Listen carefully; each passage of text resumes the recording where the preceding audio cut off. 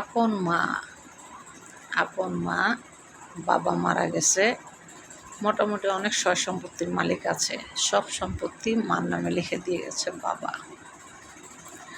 এখন ছেলে বড় হয়েছে, বিয়ে করছে।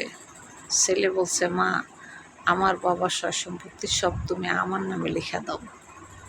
লেখা দেয় নাই বলে তার মাকে সে ঘুমের ওষুধ খাওয়াইয়া রাত্রেবেলা বস্তার ভিতরে ভুইরা নদীতে নিয়ে ফেলাই দিয়েছে। ছেলের বউ সম্পত্তির লোভে। চিন্তা করছেন মানুষ কত খারাপ। আপন মারে কিভাবে পারলি সম্পত্তির লোভে বস্তায় ভরে নদীতে যে ফেলাই দিয়েছে, ঘুমের ওষুধ খাওয়াইয়া একদম অজ্ঞান করে ফেলাইছে। অথচ সে কিন্তু জিন্দা, মরে নাই।